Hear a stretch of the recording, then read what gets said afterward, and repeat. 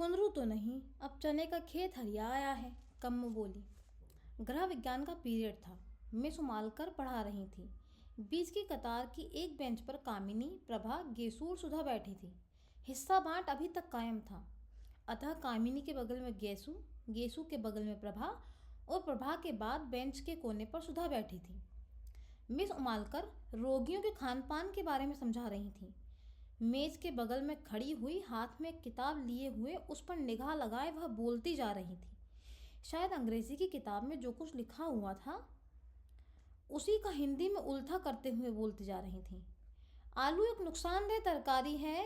रोग की हालत में वह खुश्क होता है, गर्म होता है और हजम मुश्किल से होता है।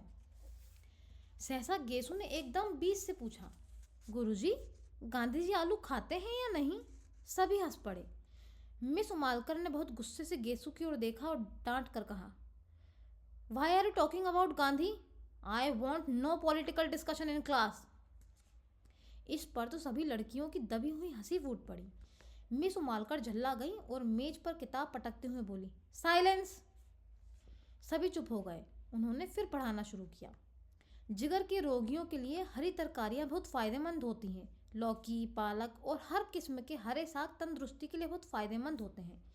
सहसा प्रभा ने कोहनी मारकर गेसु से कहा, ले फिर क्या है, निकाल चने का हरा साग, खा खा कर मोटे हो मिस उमालकर के घंटे में।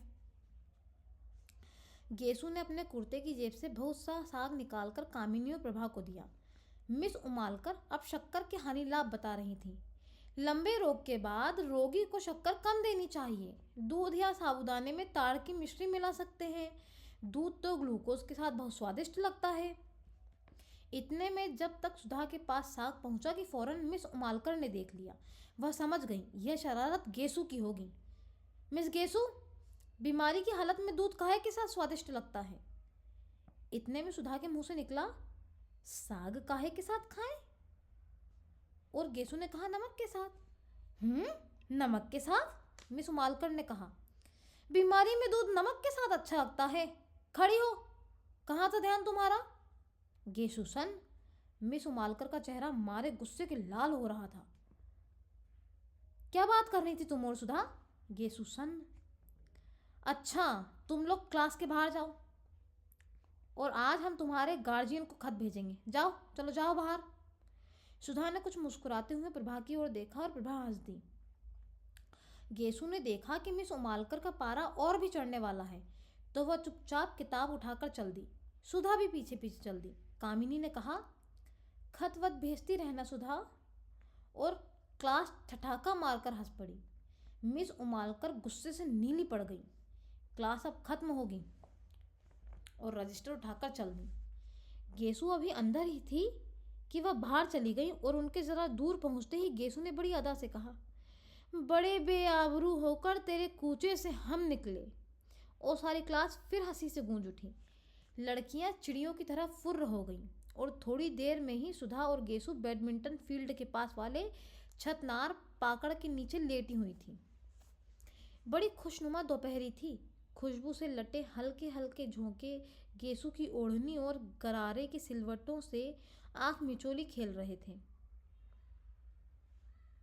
आसमान में कुछ हल्के रुपहले बादल उड़ रहे थे और जमीन पर बादलों की सांवली छायाएं दौड़ रही थीं। घास के लंबे चौड़े मैदान पर बादलों की छायाओं का खेल बड़ा मासूम लग रहा था। जितनी दूर तक छा रहती उतनी दूर तक घास का रंग गहरा काही हो जाता और जहाँ जहाँ बादलों से छनकर धूप बरसने लगती थी वहाँ वहाँ घास सुनहरी धानी रंग की हो जाती। दूर कहीं पर पानी बरसा था और बादल हल्के होकर खरगोश के मासूम स्वच्छंद बच्चों की तरह दौड़ रहे थे। सुधा आंखों पर फाइल की छाप किए हुए बादलों की ओर एकटक देख रही थी। गेसु ने उसकी ओर करवट बदली और उसकी वेणी में लगे हुए रेशमी फीते को उंगली में उमेटते हुए एक लंबी सी सांस भरकर कहा, बादशाहों की मुअत्तर ख्वाब गाहों में कहाँ, वह मजा जो भीगी भीगी घास पर सोने में है। मुतमईन बेफिक्र लोगों की हंसी में भी कहाँ, लुफ्त जो एक दूसरे को देखकर रोने में है। सुधा ने बादलों से अपनी निगाह हटाई। बस एक करुण सपनीली मुस्कुराहट बिखेर कर रह गई। क्या देख रही है सुधा? गेसु ने पूछा। बादलों को देख रही हूँ, सुधा ने बेहोश आवाज में जवाब दिया। गेसु उठी और सुधा की छाती पर सिर रखकर बोली, कैफ बरदोश, बादलों को न देख, बेखबर तू न कुचला जाए कहीं। और सुधा के गाल में जोर की चुटकी काट ली। हाय रे, सुधा ने चीख कर कहा और उठ बैठी।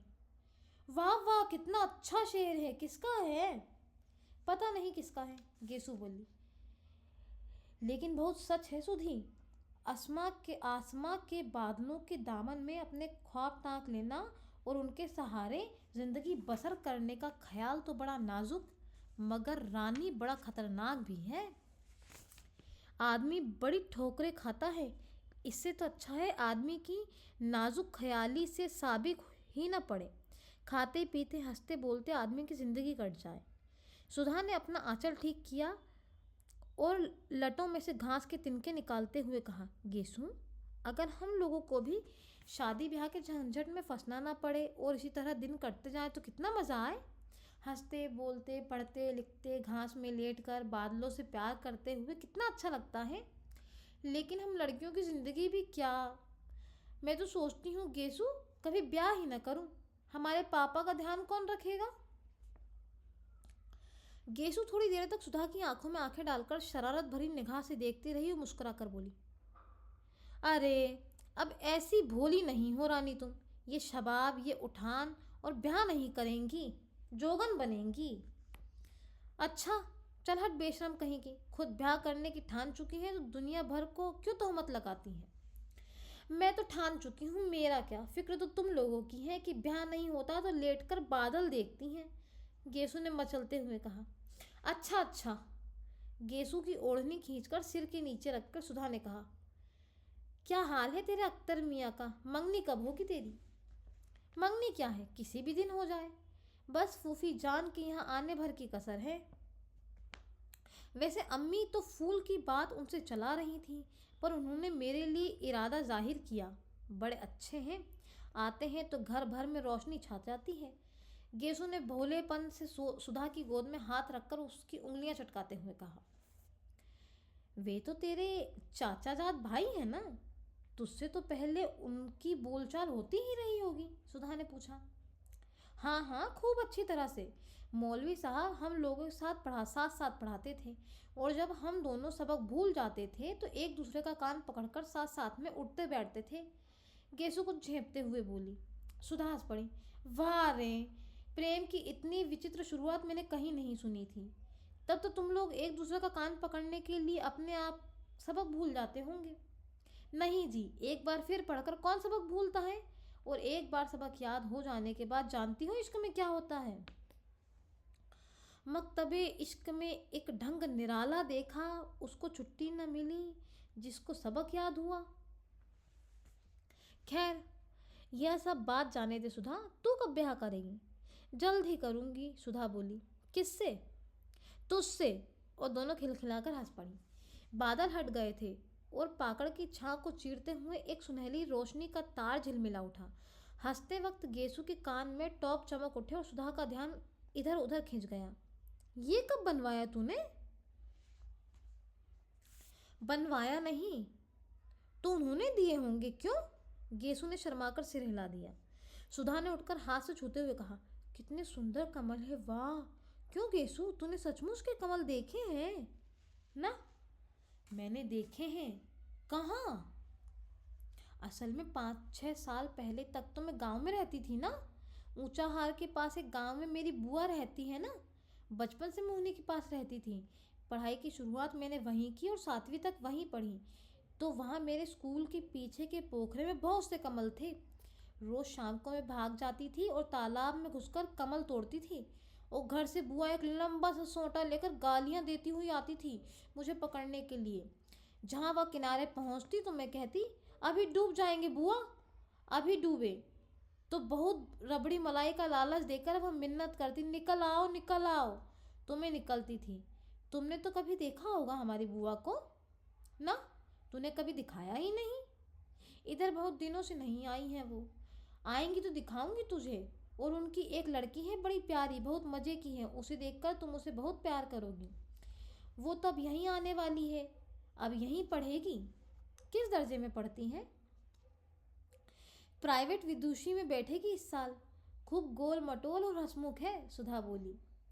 इतने में घंटा बोला और गेसू और सुधा के पैर के नीचे दबी हुई अपनी ओढ़नी खींची।